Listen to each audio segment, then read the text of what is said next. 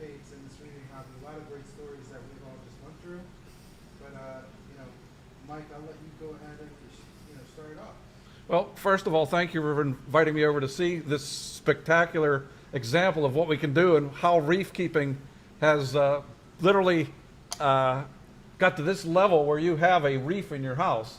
It's my pleasure having you and your organization, and I'm glad you like it. And this has been one. My hunch is it may not ever be tried again. Let's put it that way. Okay. It was a tremendous undertaking. Yeah, you said that you've had a passion since you were 8, and that this basically sat as an empty tank for 4 years before you started filling it. What was the whole process? What was the thought process of coming up with this tank, and what did you do before to get to this point? So we all the other systems were in the 800 to 1,000 gallon range, I was in between marriages and sort of felt cheated by how the first one ended, and so vowed to do it again, but bigger with the new woman. And I think we were just holding strings this big. No, this big. How high? I mean, it was literally like that. Right. I hired people to get it done, and it got done at just 2 or 3 times the cost and 2 or 3 times the time. Now, this leads me to the question that every male reef keeper out there wants to ask you. How did you convince your wife to go to this tank? Because from my own experience, my 500-gallon tank, setting it up, cost me a car. My 1,200-gallon tank cost me a house. So I'm wondering what this cost. Did you buy her an island, or what did you do? No, I actually just when we did the extensions for the house, I had to extend her closet and into a second story. Okay, that was the quid pro quo on the construction. So you got off easy. I got off way easy. Yeah, way easy. I don't think she had any idea what we were going to do here. I mean, she wanted me to not do coral in this tank and just do a fish tank and do the coral upstairs. Right. She wanted it to be easy for me, but it's not what it's about. It's about being spectacular. Right. And so, but she's been great. So after considering your negotiating skills, have you thought of like settling peace in the Middle East or the war in the Ukraine and Russia? I mean, because those are negotiating skills that should be used more for than just getting a fish tank. I think it was really helpful that we both were out of relationships and learned a lot. And when you do it again, you sort of like whatever you want, baby. At least for a while. At least for 10 years. At least for the first 10. First 10, okay. Right. And you're 7 into this now? No, I'm about 12 into this. Oh, okay. So you're past the 10. I'm and you still have the tank and everything's happy, so that's all good. Yeah, it worked that fine. So this tank, as you said, is basically started off as a fish tank, but you still started off with a live rock and, for the most part, the filtration system, the flow, and everything else. You just didn't have the lighting and the corals. Is that how it started off? Yeah, we needed, we built it for coral, but all the extra things like extra lamps and measuring pars and I guess, the reactors and phosphate. We just didn't really get to that part until, the latter part of fish collection. Okay. So and that fish part was probably a year and a half collecting. Okay. Yeah. Well, I have so many different questions to go from there. You have such a wide variety of unique fish in this tank. What is your thought process to pick a fish or decide you want something, or how do you decide that you want a pair of banded angels or the only conspic blue line cross or something else that's incredibly unique in here? You start with what you don't want. And so I drew the line at the Atlantic Ocean. Okay. Okay. And that means, no queens or no Frenches, nothing like that. and you want it to be an Indo-specific, Indo-Pacific display, and I wanted it from Hawaii to Australia. Okay. And And the Red Sea, because And the Red Sea. see the And semi-larvatus Red in Sea, there, and the of course, asper, of course. and purple tangs. Yeah, and you go reef safe up to a certain point, and then you'd start taking some chances. And I've done tanks like this before, where I've had large angels and some butterflies, and I'm sort of familiar with the kind of coral that you need to do, and the no-nos. Yeah, because I don't see LPS, which is what the forget it. semi-larvatus would eat like Forget candy. it. Forget it. Forget it. I mean, we'd have a very expensive snack. Right. And they taste everything new, irrespectively. The question is whether they just keep going. Yeah. Or they leave. So I knew that, and we basically, the plan was always to have that 2,500 gallon tank upstairs to do a coral only mint tank, Right. and with the emphasis on the coral. And down here was supposed to be the big fish that, okay, chomped on the coral a little bit, doesn't really matter, what grows, let's see what colony, but it sort of became its own thing, and there's a lot more coral in here than I even imagined planning this. Oh, okay. Now you did meticulous planning. How long and what was the process of planning this? Because obviously this doesn't come together on a napkin in a bar going, hey, we're going to do this, Harry. So how long was the planning? You'd be surprised how it started. Yeah, it wasn't a bar with a napkin. And a string. Yeah, puppet. Right. No, the planning stage here, we bid on a house, this house, and we had some plans drawn up where the stuff would fit. I would need approvals, Right. extensions of the house, Yeah, permits, all that. variances, Yeah. right? So the guy that sold me the house sold it to me with a clause that I only close if I get that. Oh, okay. So, and he was a very influential crime family guy who was on the board of the here. So I Okay. really wasn't worried about it. Oh, okay. So as long as we were going forward, we just kept going forward.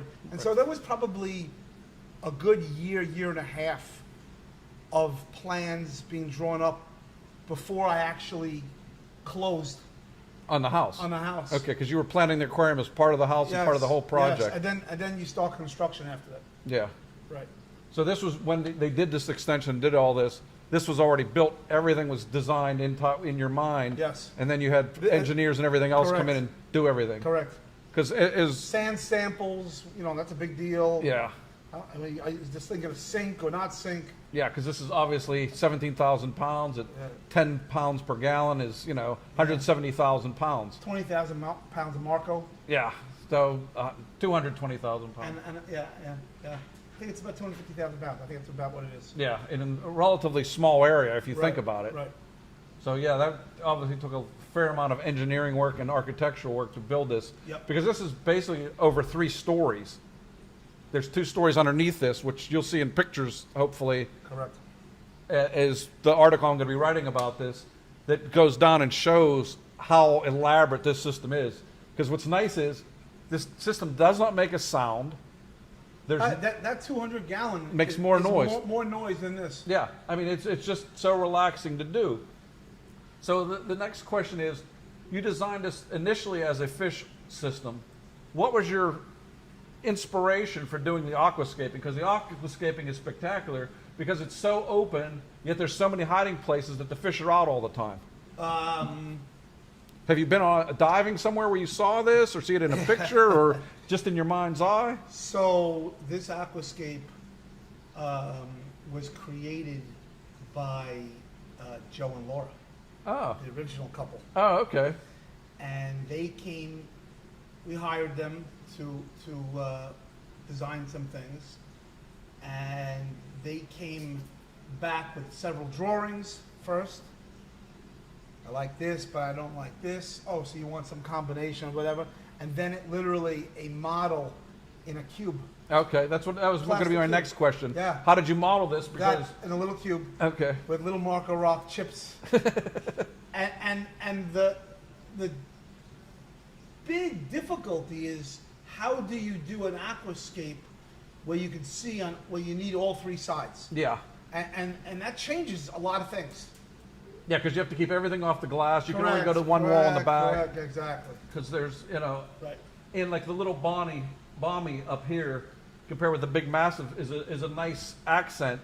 Rather than just having everything open, you have a big open space all around it for all of the fish to be in. It's a Joe Iulo original. Special, yeah. Yeah. So we talked about the fish. Now, how did you these corals have only been in here, as we said, roughly 14 months. How did you go about selecting these? You didn't go about for the named corals, but you went by coloration and size. And Rashid told me that basically you found a lot of people that were getting rid of tanks or had big colonies and wanted to split them or whatever. And that's a lot of what you did to help fill this tank. Yeah, so we benefited from that whole name stick revolution, where people were getting rid of chunks So they could put a named so coral they in. could put a name coral in and grow it and make money. And so I took everybody's chunks, and frankly, like it would come in so fast. We would like, well, we don't have another vat for you. I'd have waiting lists of tank breakdowns. That's amazing. Amazing. Yeah, that is And amazing. they were all spectacular colonies and milk, like stuff that you'd be like, I can't believe I got this. Yeah. No, looking at it, I can't right, believe you got this right. too, and the size you have. right. I'll take a little bit of credit there. Yeah, yeah. I mean, look at this stuff with the. Yeah, like the grafted Stairs, Monty, yeah. even the green Bali Slimer next Yeah. to it is a spectacular colony. Right, that came from someone's tank. Rashid, that was the Green Valley Slimer. Yeah, Wasn't that it? was the one from Jersey. Jersey, right? Yeah. No, that has a story. That's a guy Marty from Long Island. All he used was kalkwas. It was very old Right. school. Right. Huge colonies. Yeah. Really That big. and the colony above the Monty. Oh, okay. The other brownish Yeah. green stuff. Yeah, yeah. And the blue one next to the Oh, okay. green. Oh, what looks like a tort. Yep. Okay, So those they all came from Marty. Yeah, that's all Marty. There were some things in there. Sorry, No, no. like the chalices were kind of a wait and see. Yeah. Like the Raja Rampage, that was like an amazing weekend for us because they didn't go after it. Before they did, but what I kept telling Andrew and what kind of worked out was, you're gonna have so many different corals in that they're only gonna nip at certain corals only a certain amount of times. Yeah. So Still be able the to first do it. corals we put in were like, oh my God, I can't believe what the fish just did to that. Yeah. Okay? Yeah, I mean, know. I was just like, oh my God, we'll never get a chalice in here. Forget about leather coral. Like, it was just, and over the 6 months, process, you start realizing it's okay. The first day they let's give them a day. And the more that happened in the tank, the less they cared. Right. And until one day we realized they don't care about chalice anymore. They don't even care. Like, yeah, they came over. Or they come may over, pick at it, they but take you it have in the garage, 20 they of leave, them. They leave. Yeah. They leave. So that process was sort of important in building this.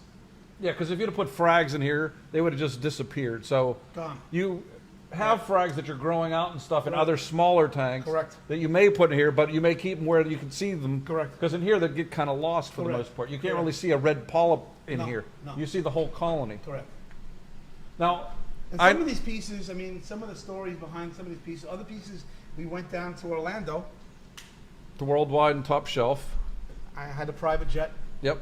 loaded the private jet up with coolers. Yep. And, because you can't transport these things without breaking them. No. Unless you did it that way. Yeah.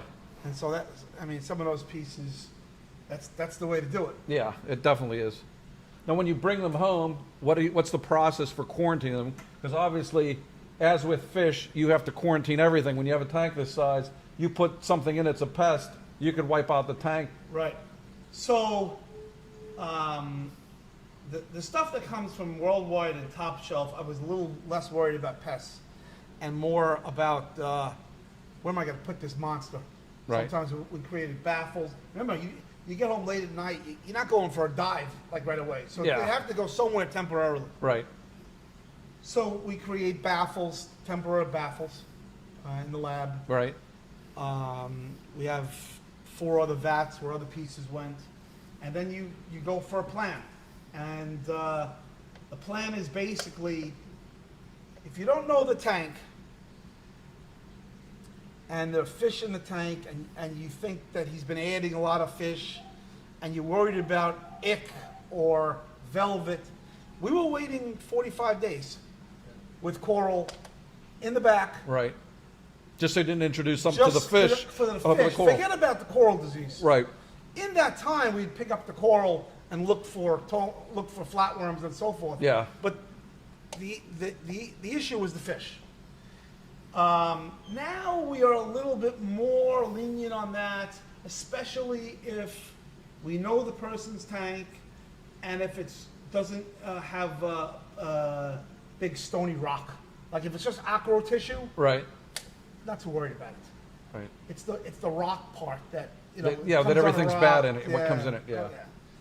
So, but at this point, it goes back there where it gets dipped and inspected and dipped and inspected again, and we're now in a process where we're taking out some damaged things and putting them back and cutting and rotating things around now. Right. But you're also getting impressive growth. I mean, I see Yes. growth tips on just about everything. Yes. I see things starting to grow into each other. Yes. So- So if we've had issues, it's been either frying some pieces up top where those lights crossed. I told you Yeah. the cars were, Yeah, you said where the lights cross, the par could be as high as 700. Yeah, 600, 700. Most of it is around 250 throughout the tank and 200 down in the lower ranges. Correct. Okay. And 300 in the middle. Yeah, I mean, you have 1,000-watt spotlights in the back as well as 500-watt spotlights in the back. Correct. And basically, it's all focused on the reef per se. Correct. And the places where they get hot are the ones that go down, where you look where the lens is Where it's, narrow. where it's right. straight down in the As tank opposed to angled. rather than angled. Yeah. Yeah. In any event, that was one issue. We ran into some small pest issue. Some eggs got through, so a couple of pieces died from flatworms. But frankly, we feel pretty good about being ahead of that process now. Right. Blew them out and been inspecting for eggs and. Right, and you have literally dozens of wrasses in here and other fish that would eat them. So the last 2 dives Rashid's been on, he's been inspecting. Whatever damage is happening is a light damage or a fish damage or a flow damage, Right. But we haven't seen too much pests, which is great. Yeah. Now, that's also why, because of how you have the lights situated, is that why you don't think you have much of a problem with algae on the glass, or do you have algae from time to time and you have to clean it off the glass? I think it's the way it's angled. Okay. I think it's the way it's angled and how high the blue spectrum is relative. And do you have anything, you have a bunch of urchins in here, do you have a bunch of snails as well? Yeah, or? they're supposedly under this, like I did put in this area snails under there. I don't know if they're still there or not. There's tons of same gobies cleaning. Oh, really? Yeah, tons of them. Believe it or not, we did put in some crabs initially in the beginning, and Hermit crabs, blue yeah, legs, yeah. But I imagine the crosshatch and the blue throat triggers Probably. found them delicious. The urchins are the main source of cleanliness, and as long as everything is firmly in place and epoxy, they're not a problem. Yeah. And there must be 1,000 urchins in here. Oh, really? 1,000. Oh, In okay. fact, one of my fears is I would have to treat the tank Yeah. and go looking for. And lose all the urchins. Yeah. Yeah, that would be bad. That suck. The large Mexican turbo snails. Yeah. We'll collect every so often. Yeah. And you guys ever have the situation where you take a dead zoa or dead snail and you smell it. No, that's like pull my finger in the reef Those hobby. guys seem to turn over snails. Yeah, that's Yeah. the worst. And some of my butterflies turn them over on purpose. Yeah. Like, so Well, if they turn them over, I'm assuming the triggers will probably eat them. So both. yeah. So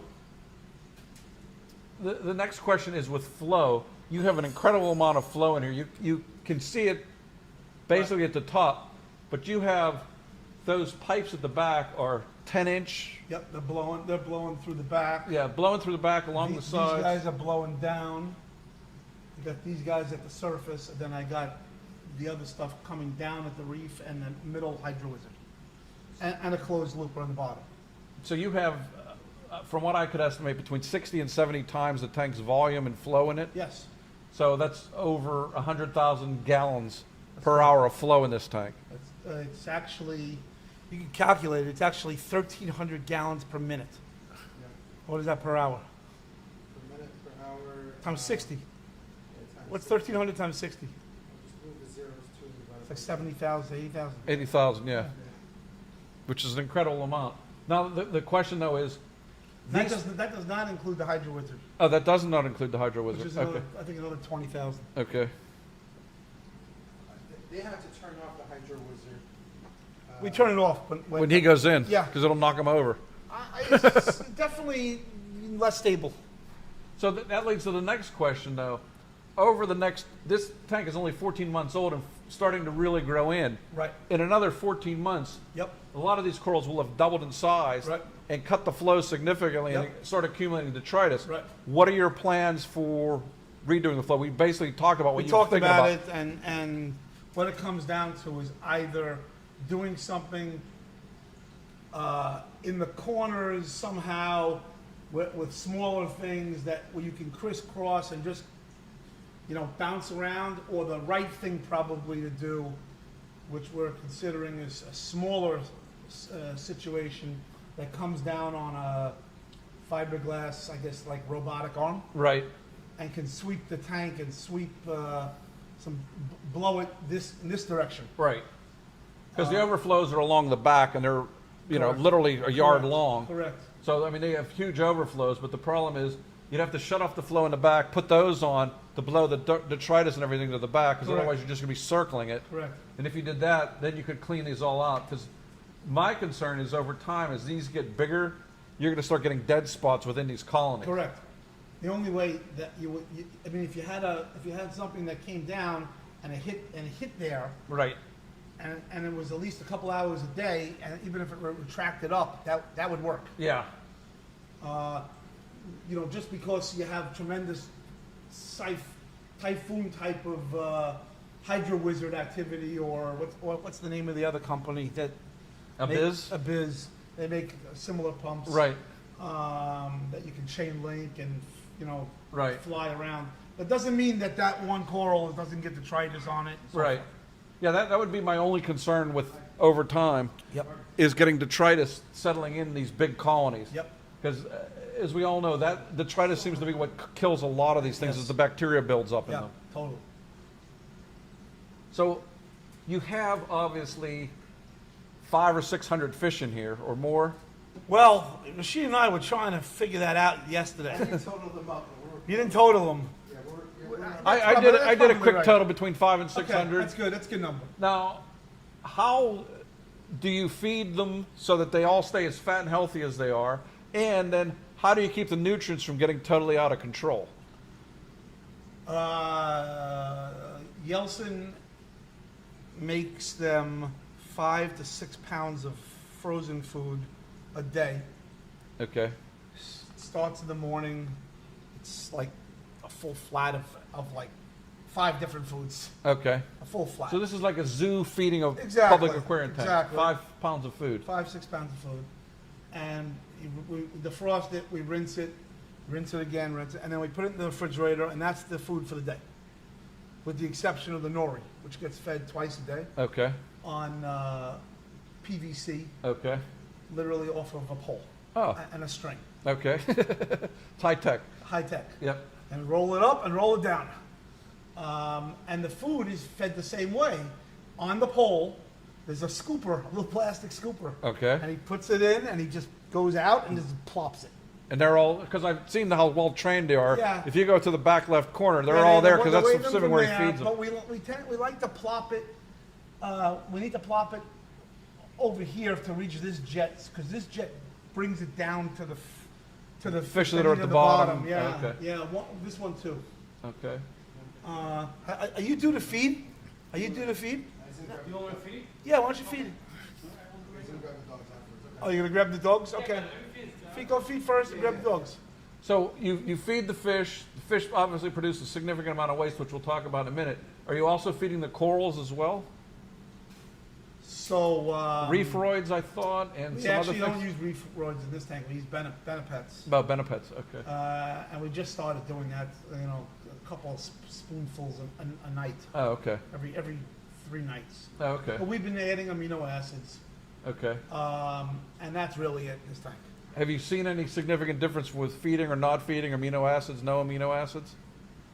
Can't tell. Or is it still too early? It's too many things going on. We're doing Andre's reef moonshining. Thing Right, too. you're doing the trace elements from Yeah, Andre. so we're doing too many things at once, and There, you can, if you can do the camera, or you can hopefully see the fish being fed. What a circus it is when all you the see fish what's are going fed. on. And you see how he's in that corner now. Now's the time to take a picture of this. We'll do plenty of that. Here we go. Oh, okay. Right there in the middle. Here, let me see if I can. Sorry, I'm about to get in That's okay. ruin your shots.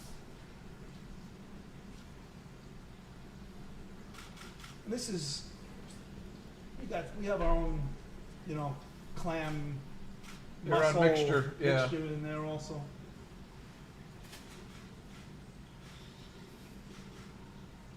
And the sulfur reactor from MRC, the one they just built us, is so big. Right. It keeps the nitrates down under 10. And the phosphates. I saw a number that worried me to the downside Okay. already. Oh, okay. We've actually added Nitrates. nitrate. Okay. which is something I never Thought you in would my do. life thought I would ever have to do. No, because looking at this tank, there's virtually no algae growing anywhere within this tank. Well, Obviously, you have a ton of tangs that eat everything. He did do the glass this morning before you got here. Oh, okay. Oh, I appreciate that. Yeah, okay. But it's still, even on the rocks, though, there's no dead spots with algae Right, growing. right, There's no cyano. There's right. there's nothing growing here that shouldn't be growing, which is what you want to Other see. than maybe a flatworm or two. Yeah, but even those with all the wrasses and everything that you Correct, have, correct. because I see what I think are femininus and Oh yeah, there's fems in the air. And there's Lenardes. leopards, Lenardes, and a lot of Melanaris. Melanaris, Yeah. Labute, They're in there. and just There's a super male fem right there. oh, okay. And as a result of how healthy these fish are, you're seeing spawning on a regular basis. All the time. I mean, I saw the crosshatches spawning. Yeah. The antheas spawn every night. Yep. Have The you? Bellis angels, Oh, okay. Wadnabe angels, So for anyone that's looking for bandits. oh, the bandits. Oh, they're the horniest. So for anyone, anyone that's looking to raise spawn, the spawn of these fish, you might actually bring someone here with a means Egg for collector. collecting an egg collector. collector. Collect it and see what you can grow out, because Yeah. obviously, We need to bring Jamie here. I think you might enjoy yeah, with some of the rarest fish you've seen here, and some of them spawning, because there's like Pictilius antheas. Yep. Uh, Had the Personatus spawn. Yeah. Oh, the Personatus have spawned. $20,000 babies. Yeah, there you go. So That'd be nice. yeah, if you could grow Personatus babies, And there are people that do that yeah, no, I know. around. But remember, I'm the guy that gave you the idea. I get the first pick. It's like the pick of the litter. You don't know what you're getting when you get those egg. Those egg collectors stay in the. Yeah. I guess they stay in the overflows. That's Yeah. where they work. Yeah, it's a And little then- round device. It's that they basically circle and you And you collect get what it. you get, and You you get what don't you get get. upset. Yeah, you don't know what you're going to get on any given night. Right. Now you had, from what I saw, you quarantine everything, particularly the fish as well, because I saw you had like 50 or 100 green chromis downstairs that you're eventually going to put in here. I'm assuming. Either here or the 2,500 or the 300. Okay. But there's definitely chromis going somewhere. So that's part of the quarantine process. How long and what actually are you doing in the quarantine process for fish? Oh, it's. I mean, at this point, this is like. If I had a microwave oven and a toaster oven, I'd put them through that too. Because whenever you're dealing with the last fish, Yeah. you got this like what Paranoia. Oh Why am I thinking of adding What another am I fish? doing? Putting a school of fish that carry uranemia, right? Right. That's the risk. Right. With a bunch of anthias and a bunch of chromis. Chromis. So I'm just literally blasting them with formalin baths and chloroquine phosphate, and whoever makes it out of that gas chamber will go in. Yeah. Somewhere, but not Somewhere. not necessarily here because you already have schools of fish, so I it's know, kind but of there's iffy. something so cool Oh, about, there is. about that schooling. It's just Yeah. there's a Japanese guy that does videos of his aqua tank. It was a Oh, yeah. 400-gallon tank. Yeah, I know. I want to say his name's Koji too. Yeah, but it is. Yeah. It's something. If it's not Koji, it's close. Yeah. But spectacular. Oh, his tank is. He has a king eye angel. He has a personatus. Yeah, it's spectacular.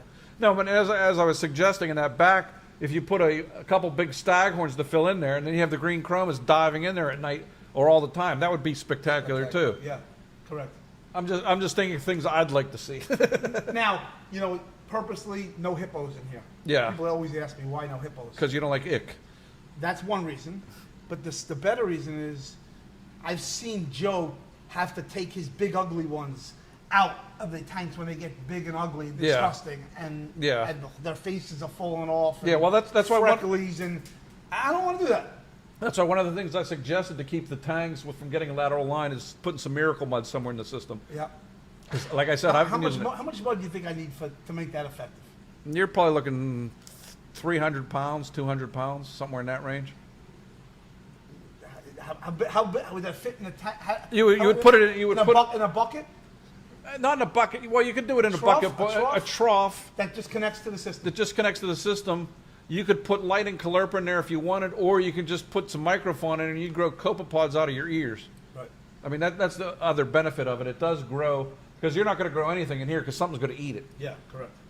So that's just What about going through plumbing? Will you need to do maybe a gravity fed one or not? no, it'll shoot through because they're Yeah, so it's, small. yeah. Yeah. And the pumps are so big. And the pumps are so big.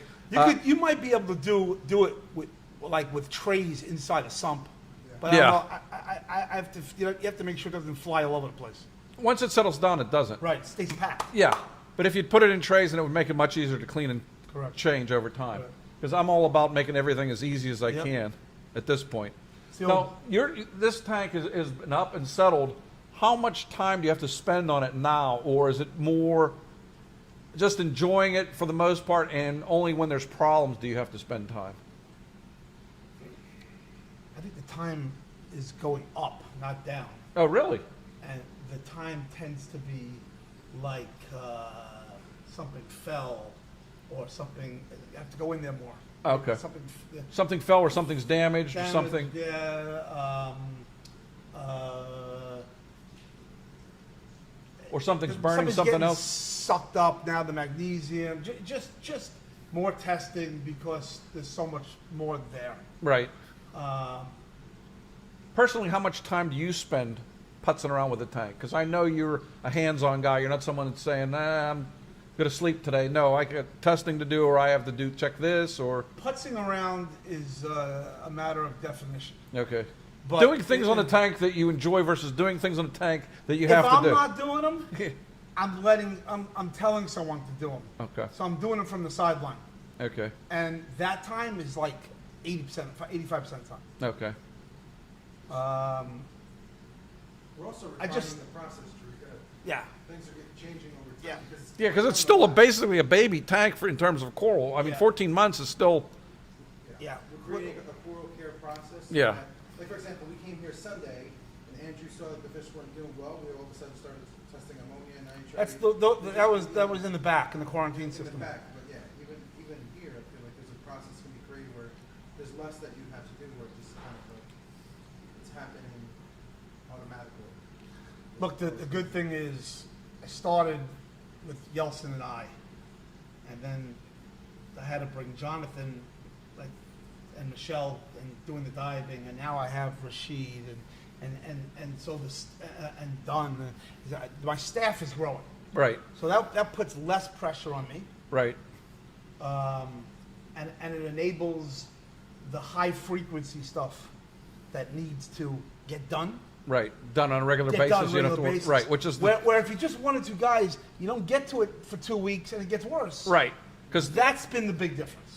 the key with this tank, like with every tank, as we discussed, Stay is on keeping it. everything stable. Stable. So if you wait 2 weeks to do it, it's gotten to here, you Yes. change it, Yes. versus if you do it every week, the Yes. stability's a lot closer. We did the same. We've been doing that with the trace elements. We started to notice better results when we were dosing, The moonshiner stuff daily rather than once a week. and even C-Chem Trace, which is my base soup. Okay, We use that as a base soup, right, and we fill in holes with moonshiners. okay. Off of your ICP test, which you've just All started done. doing weekly recently. Correct. Okay. Correct. We got a couple of questions here. Should we just do a little section of addressing those and then continue? I was gonna say let's do those kind of at the end as more questions because I have things still on my mind. All right. Because otherwise, when you get old, you forget stuff. No, all right. Now, one of the things we discussed earlier is you started this with 20,000 pounds of Marco rock and 2,000 pounds of live rock, And that live rock didn't come in until later. yeah, you basically were more or less curing and having the Marco rock Yeah. and draining it and flushing it and Yep. getting any Yep. impurities and anything Yep. else out of Yep. it. Also, these are not Several your times. These are not your typical Marco rocks. Right. These Marco rocks are as big as Bulbous. desks. Yep. Yeah. So by doing that, do you think that is one of the reasons why you've had success? Because some people have had problems with Marco rocks. The corals just don't do well over time, and unless they add sponges, microfauna, bacteria. But since you added 2,000 pounds of live rock, and I'm assuming good quality live rock, Yep. that sort of helped the process. I think that plus all the flushing and how long the water. I think there was 2 or 3 years. I swear to God, the water just stayed in here and until we were ready to drain it out. Okay. I'm sure that people have phosphate issues with this rock Right. because it Leaches out bleaches over time. But I think mine may have leached out early. You're right. Within the 5 years. Yeah, well, you didn't have anything in there, so it would just Yeah. go into the water that was Yeah. pure and then out. I did notice. What I did notice is an unusually long period of time with the brown algae and the brown diatoms and dinos, and that was an unusually large time. Right. We got rid of it once or twice when I went. I put CP in the main display one time Okay. before the corals Right. and went hypo, and so I wiped that algae before it then starts again. Right. The brown is sort of like we go in there and just blow it out. Yeah. Just keep blowing it, keep blowing it, and like until one day you're like, is it less brown? And it's like not a year later. Yeah. But it takes a long time. Yeah. No, I agree. I mean, some people have had success. I have never had success with just all dead dry rock. Yeah. I'm a proponent of using 50-50 at Yeah, best. yeah. But you did something different in flushing it and giving it time. Given that the whole thing was 5-6 years, you couldn't do live. No. No, you couldn't have been able to get it. Right. And you couldn't have gotten boulders in that quantity anyway. Yeah, right. I It mean, would have all died anyway within 5-6 years. Yeah. It was dry. It was a construction site for a long time. yeah. No, so you did it the only way you could, but it has worked out obviously very well. So we're at the roughly slightly past the 1 year stage. What are your goals and anticipation at like the 5 year and the 10-year stage? Because you have to look at it. This is not a TV set where you turn it on and go. This is a long-term project. What are you expecting in 5 years and 10 years? Have you thought about that? Well, my wife would like to get me down to Florida at some point within 10 years. Okay. So that's just a thought. But Yeah, but you're not Which- transferring this to Florida, no, so no, yeah. which means that I would like this thing to start the staff and just self-maintain this by itself. Really,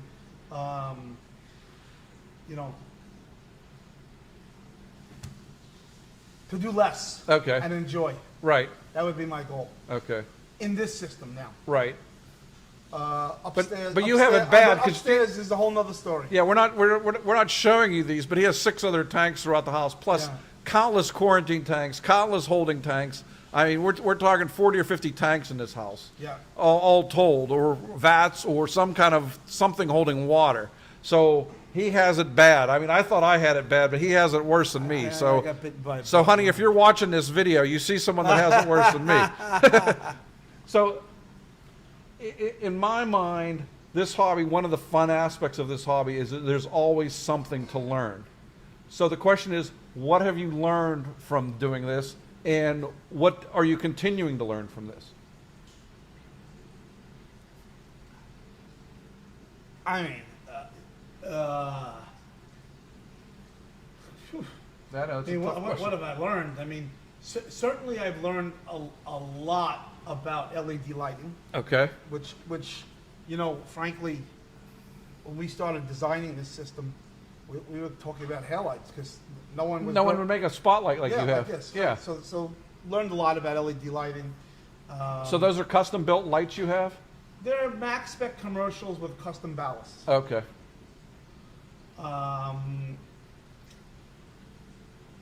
Certainly learned a lot about industrial sized equipment Okay. and how to do the same things more efficiently, Right. just in general. More about, I think the fish behavior. Just watching these fish now, Right. You learn tremendously different things. And how I got them through quarantine. The whole quarantine story, from quarantine into here, and which fish did okay in copper and which didn't do well in copper and which, you know, did well with this antibiotic. That's the whole story. Right. I learned a lot. You learned lot. who's tolerant of what, who's not tolerant of Yeah, what. exactly. Right. And That's you something see an you should infection- document. I know, and well, some of it they try to, but you see an infection. Which antibiotic would you rather? Which is the first one? Right. You got to. I learned a lot about Cipro baths and all those things. Right.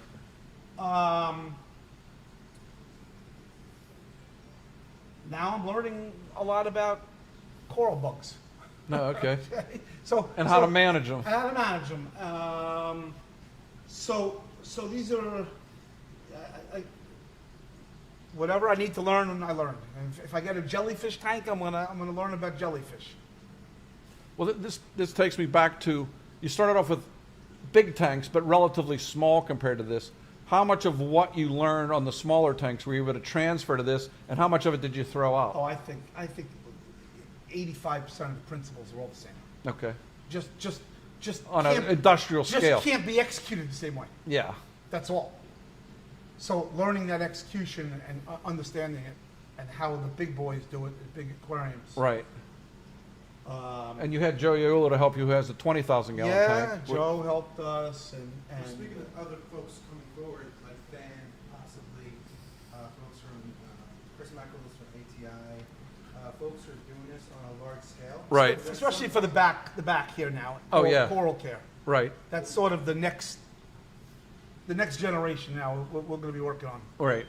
Because the lab will become a coral farm at some point. Right. We're going to consider donating frags, donating radon lights. There's a lot of that stuff happening. We just want to create a website. 100% of the merchandise is all going to charity. There's other charities we're working with. It's all in the works right now. Right. That was basically going to be my last question before we get to questions. What do you anticipate Polo Reef being, and what do you anticipate it becoming? Because for the people that are watching that don't know what Polo Reef is, it's his entity that basically is showing videos of this, but is hoping to expand into other areas of the hobby down the line.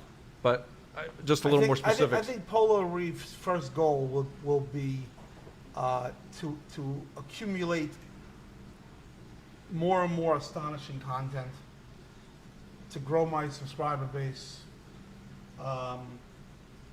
and then what we do with that will depend on which direction. But whatever way we go, whether it's live streams or for paid content, or I guess the other ways you could other crazy things you can sell direct to consumer, Right. right? Apps and stuff, Right. ringtones and And you TV also said things. education. So that's that way. Right. And then concurrently, we're going to be definitely focusing on giving back. Giving back to the hobby, which includes aquariums, which includes marine science programs, so these kids can learn. Right. It includes things like coral conservation, and we have to, you know, I know sometimes conservation and this hobby don't See jive, eye but I to have eye, to but make yeah. sure we do. Right. Especially in this case, I think we do. Right. And Polo Reef will become a self-sustaining organization that basically gives, you know, has this trophy asset in here, Right. living, breathing, that will teach and educate young kids. Okay. That's how I see it. Yeah, no, and those are obviously great goals, particularly from my standpoint, having seen how this hobby has expanded over the years and how many kids I have brought through my house to see a reef that I live in Pittsburgh but would never see a reef before. Yeah. And once kids see coral, Yeah. they tend to want to keep it alive and protect it. Yep. Versus if they just think, oh, it's a reef, and they saw those dead bleached skeletons like we Correct. used to see in the stores. Correct. It goes a long way toward helping in conservation. Correct. Because, I mean, the same thing, if you see a panda, you're much more likely to keep a panda alive than you say, oh, it's Correct. a panda bear. Correct. Well, you don't want it. I know. So, Drew forgot the most important thing. What did we Put forget? a smile on people's faces. Oh, yeah. There's people that like this actually moves them. It does a lot for them to see this. right. There's the serenity's created not only for Andrew watching every day while he's working, you know. Look at this. I already business. forgot about stock prices already. Right, you know, like he literally told me that because there's that. Just the They're not business going of anywhere it today. does They're that. waiting for tomorrow, so. That's probably true. So it does help a lot of people in different ways, you know, watching this stuff. Yeah. So you said you have a few questions for us because we're getting close to the end? Sure. We got TJ Rogers. Question for later, he said. Have you seen any wars breaking out between corals as of yet? Is your thoughts to let the strongest coral win or rearrange some of that don't get along? So coral warfare, like, what is our thoughts in terms of like things beating each other out? I mean, we just had the whole. We see it in the smaller tanks. Yeah, definitely. We have not really seen it in this tank yet. Right, because when you put these in, there was a fair amount of space. Now Yeah. they're starting to grow Yeah. toward each other. Yeah. Because when I look, I see walls going up, but I don't see warfare going on. Right. So considering how big the space is, they will probably overgrow each other rather than battle each Hopefully. other. Yeah. Yeah. Though, over time, I expect that you'll see more overgrowth of tables and other things Right. that you're going to have to thin down. Yeah. Listen, the day somebody looks at us and say, you know, we got to do our first clipping dive. Yeah. Like that's that's going to be a very nice day for us. Yeah. Here. Yeah, I agree. Yeah. The other question is like, do I worry when diving or Michelle's diving, worried about like tipping over? Yes, I big was colonies and Rashid. stuff? I worry about. Yeah. I already told people I crave frags. I don't know if you've seen a picture of Rashid. He's much bigger than Michelle. Yeah, Michelle hops around like a bunny in this thing. Yeah, exactly. All right, let's continue with the next question. Oh, so this is a question from Mila. He said, considering this investment, do you do frequent ICP testing, or do you mainly rely on our test kits? Andrew.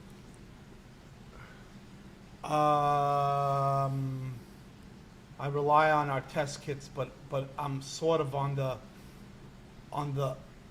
I like to open new ones all the time and test the new ones, and test the old ones, and even have multiple brands of things to make sure that they line up, and then I see if the ICP agrees. Yeah, I mean, tell me the example of the nitrate. Like Yeah. We'll take an average between the two, between Hannah and Sandler. Yeah, we had a. Yeah. And at the end of the day, you know what why we were coming up high was the tube had a pink coating on it. Yeah. Yeah. And when it was completely clean with bleached, Right. it read closer. Yeah. At least they were all in the single digits. Yeah. Lower. Yeah, Hannah doesn't tell you to clean all their glass Yeah, pipettes yeah, because yeah. everyone thinks glass is inert. No, nitrate and phosphate both seem to And color it. these were actually the Lamont plastic ones. Oh, that were okay. even purpler. Yeah, they inside. get hold even more. Yeah. Yeah.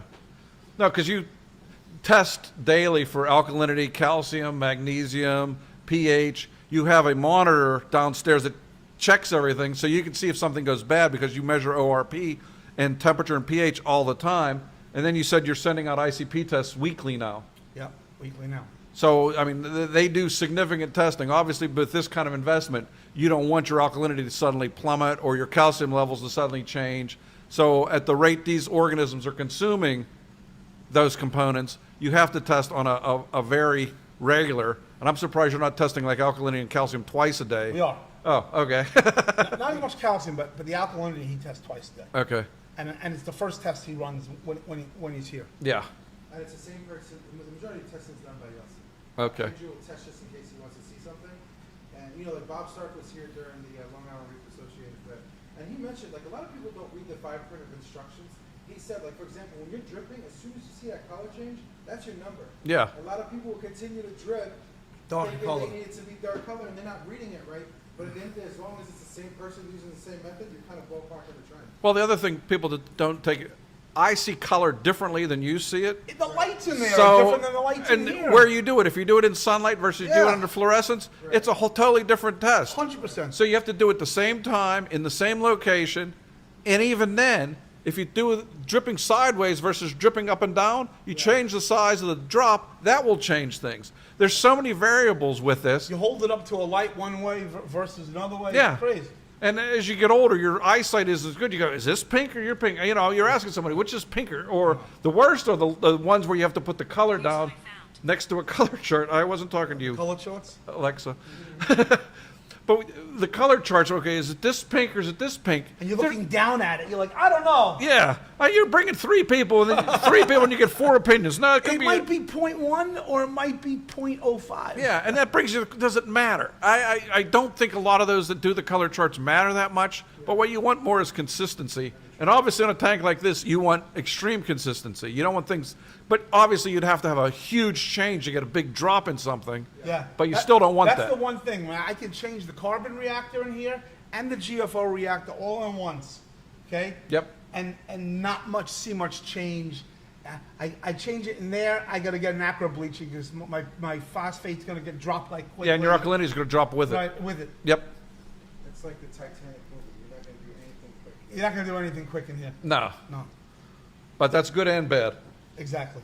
Well, it's actually always good because even if you want to change something, you can't do it fast to shock everything. That's So you correct. still have to move that glacier inch by inch. Correct.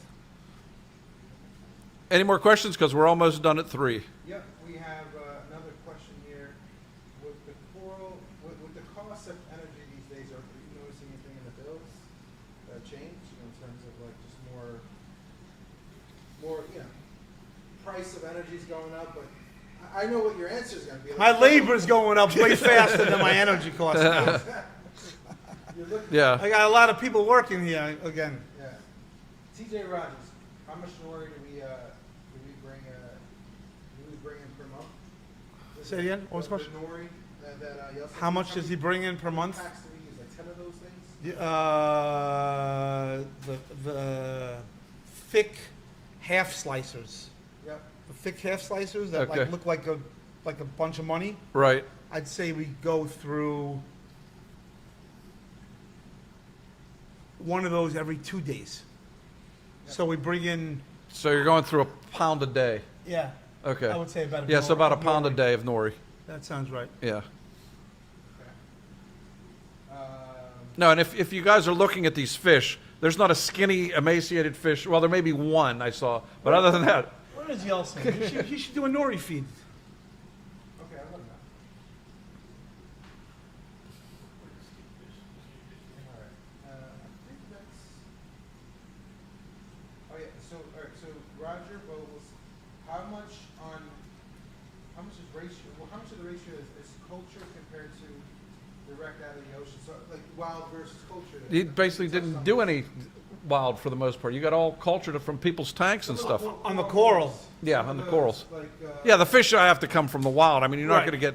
I mean, but There he wasn't enough of fish around. no, but back you're like your then. personatas were bred. Your That's correct. They're mixed in there. Yeah. It's mixed. it's mixed, but you know a lot of the fish that weren't. But he also saw a lot of the fish from Hawaii that if he could get them to spawn, could help us get Hawaiian fish again. So, like I said, you got to get someone And here trust with me, an they egg spawn. collector. They Yeah, oh, spawn. I'm sure the yellow tangs and everything They else are. spawn. even probably the semis at this point. I mean, Yeah, the they school of do, they semis. do. I can see them all They're pairs. paired off, yeah. Yeah. So that's an obvious answer for the fish. For the coral, to summarize it, the majority of that tank is from local breakdowns. Right. Where we did get stuff that just came from the wild, Andrew likes going big and going unique, so he'll get some of the color morph that just maybe came from the wild with quarantine it. That's a small percentage compared to what you see behind you. Right. Yeah, I'm surprised you could even get wild except for Australia stuff of acros. Yeah, that's it. Yeah. So There's one other place in Indo was for a little bit, and they have completely stopped. Solomon Islands. Oh yeah. It's nice stuff comes out of Old it. Yeah. Dominion Reef says how is the alkalinity maintained? Here? Yeah, I don't know if we'll talk about the saw, or like how we just. He does 1 to It's a 5,000. combination. Yeah, he does 1 to 5,000 gallons of water change a week, and he has a calcium reactor that you couldn't pull your arms around. Which is only set at 7.1 because the sulfur reactor pH is 6.5 going into an aragonite chamber, and that's melting the aragonite chamber. So the aragonite from the sulfur reactor plus we add about, we're adding 100 and something milliliters of bionic part 1 every hour. All right, so Luke wants to talk a little bit about the par. Like, are we testing the par? And is there a huge difference from certain areas up top Yes. versus the bottom? If you want to talk about some high level numbers. If I turn off all my whites and just have the blues on, the tank is relatively smooth between 225 and 150. Once I start turning the whites on, I start getting some cross spots, and some of the high numbers, I can reach 550, 600 par. And most of the tank, I would say, is 300, which is the additive white plus that blue. Yeah. And it's hard because it's not like you have a Gen 6 Radion with amazing spread. You plop it over a tank and you're done. No. Bruce He has- literally went back there to try to. He has huge spotlights Yeah. coming down on an angle. Yeah, They yeah. spread across the top with the flow across the top, spreading the light out. Yeah. But they still have cross between different spotlights where you'll get an intersection where you get a lot of light, So and then on we either bleached side out- less and less. Yes. So Bleached out some lines. Let's just Yeah. say that. yeah, I mean, when those hot spots, you're going to get, Yeah. particularly if you have the nodes and Yeah. the nodes and Right troughs. now, those hot spots, the way I'm dealing with it is the whites are off. It's just blue spectrum. Right. The worldwide spectrum way. Yeah. The white corals way. Nothing's that blue. Nothing's that blue. Yeah, one of the questions Luke had to follow up with is, are we growing any corals on the bottom? We are. I mean, there's corals growing. Yeah, there's corals all along the front Yeah. ledge. You Yeah. can't see them all along the back Yeah. ledge. They're going to be doing sides where there's big boulders where it's relatively dark. They're putting chalices. I mean, as we talked about, this tank's only 14 months old, so it's basically still a baby in terms of tank age. But they're filling in every spot because he's like me. We don't like an empty bare spot in the tank, so we got to fill it with something. So they're finding different things that work in different places. Exactly. The type of lights, Andrew, you want to tell me a little bit about that? The lights on this system, Yeah. they are max spec commercials spotlights. 2 are 1,000 watts. They're the big square ones. They're up here. They live up here, beaming this way. And then the rest are either 500 watts or there's one 300 watter, or a total of 11 of those Okay. 500 watters. Yeah, 10 500s and one 10, 300. 10 500, one, yeah. I'm going by what you Tell told them me. about the dimensions of the tank so they know how far these lights are going down. The tank is 9 feet top to bottom. Yep. 9 feet down. Yeah, so 16 across. and 15 front to Yeah. back. Right. Okay. And it's made out of 4-inch acrylic, which if you see it on the side and you see what 4-inch acrylic looks like, you'd be rather impressed. And it's amazing how clear it is looking through 4-inch acrylic. Yeah, I know, right? Yeah, But you'd be surprised, without the ozone, you need ozone in a tank like this because it gets you're cloudy. looking through so much water. Yeah, and if it's any cloudy, it's just going to be totally, Clears up. yeah. I personally like to thank you. I'm sure Andrew will, Mike, for making it all the way out here. Yep. It's absolutely a pleasure. I mean, It's been a you pleasure. should see some of the comments here. I'm only asking questions, but everyone's like really happy with this live and the questions you guys address and all the information. Mike, you're a legend. And Andrew, you are too, as you continue to bring this awesome tank to Yeah, and if anybody has any questions that they were too shy to ask, you can ask me on Facebook. I'll ask them, and I'll get back to you with the answers. So don't be shy, because we're all here to learn. Okay. Any information you want to give them on the Coral magazine when this? I'm writing it up, and they're hopefully going to publish it for MACNA. So get your subscriptions in early, because I'll be writing this and going over everything. So if you missed anything, I will cover this and probably a lot more in the article. Right, and Andrew, we're probably going to be going to MACA. And, We will be making a trip, yeah. okay, so we'll see you guys there. Thank you guys for joining. Thanks. Subscribe. We'll Thank show you. guys more of this. Thank you very much. Enjoyed it. Thank you, Enjoy. guys.